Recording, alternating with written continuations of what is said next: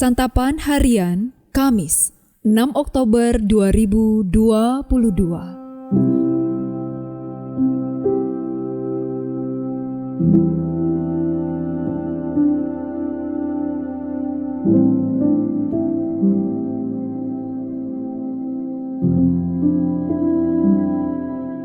Inilah program Santapan Harian, sebuah program yang mengajak Anda menelusuri isi Alkitab, agar Anda menemukan makna firman Tuhan sesuai dengan konteksnya. Santapan Harian tertuju bagi Anda yang ingin memiliki kehidupan rohani yang segar, kuat, dan sigap.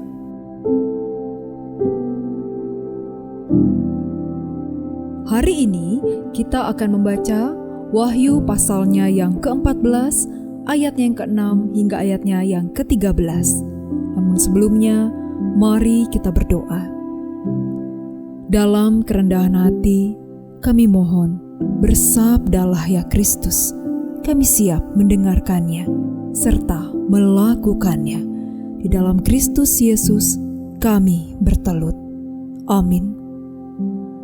Wahyu 14 ayat 6-13.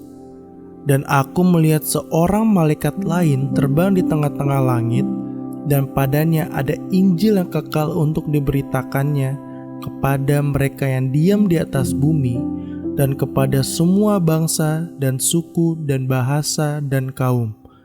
Dan ia berseru dengan suara nyaring, "Takutlah akan Allah dan muliakanlah Dia, karena telah tiba saat penghakimannya, dan sembahlah Dia yang telah menjadikan langit dan bumi dan laut dan semua mata air."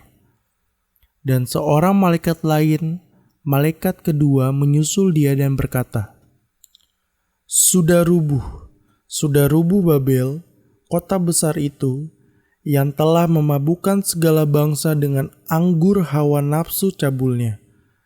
Dan seorang malaikat lain, malaikat ketiga, menyusul mereka dan berkata dengan suara nyaring, "Jikalau seorang menyembah binatang dan patungnya itu, dan menerima tanda pada dahinya atau pada tangan kanannya, maka ia akan minum dari anggur murka Allah,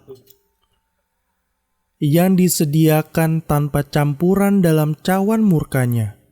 Dan ia akan disiksa dengan api dan belerang di depan mata malaikat-malaikat kudus dan di depan mata Anak Domba. Maka asap api yang menyiksa mereka itu naik ke atas sampai selama-lamanya. Dan siang malam mereka tidak henti-hentinya disiksa, yaitu mereka yang menyembah binatang serta patungnya itu, dan barang siapa yang telah menerima tanda namanya. Yang penting di sini ialah ketekunan orang-orang kudus yang menerima perintah Allah dan iman kepada Yesus.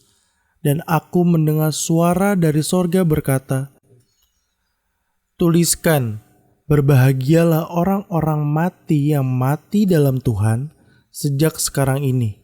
Sungguh, kata Roh, supaya mereka boleh beristirahat dari jerih lelah mereka, karena segala perbuatan mereka menyertai mereka."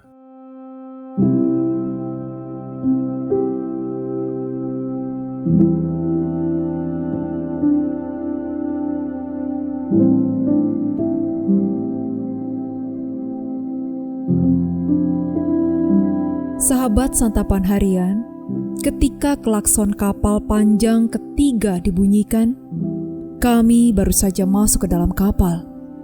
2 menit kemudian, kapal bergerak mundur.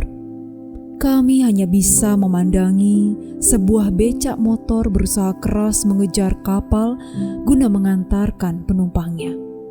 Namun, semua sudah terlambat. Begitulah adegan yang bisa menjadi ilustrasi keadaan pada akhir zaman. Di tengah-tengah kehancuran yang berlangsung di muka bumi, seorang malaikat terbang mengumumkan Injil ke seluruh dunia. Hal itu merupakan panggilan terakhir kepada penduduk bumi agar bertobat dan diselamatkan. Segera sesudah itu, malaikat kedua Dan ketiga, menyusul untuk mengumumkan kutuk dan vonis, kehancuran total serta hukuman kekal bagi semua yang memberontak terhadap Allah. Namun, di sisi lain, Allah menjanjikan kebahagiaan kekal bagi mereka yang hidup dan mati di dalam Tuhan.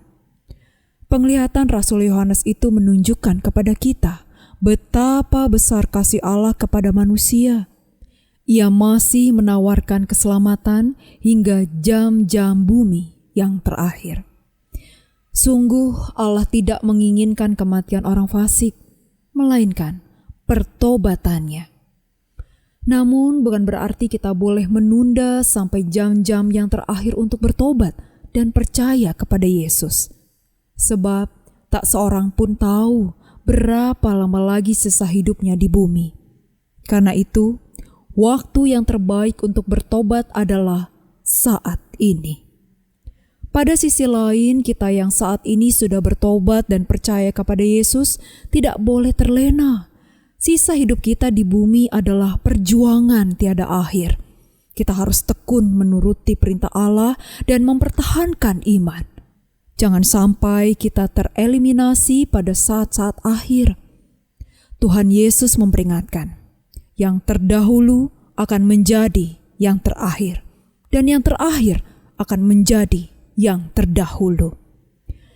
Jadi, mari kita akui dosa-dosa dan kelemahan kita, dan segera berbalik dari semua itu. Jangan menunda 1 jam pun, karena kita tidak tahu apakah kita masih hidup 1 jam lagi. Syukur kepada Allah yang masih berkenan memberi peringatan yang terakhir. Itu adalah tanda kasih-Nya. Mari kita berdoa. Tuhan Yesus, tolong kami untuk tidak menunda sedetik pun untuk melayani-Mu dan mereka yang ada di sekitar kami demi kemuliaan nama-Mu. Dalam kasih-Mu Kristus kami bertelut. Amin.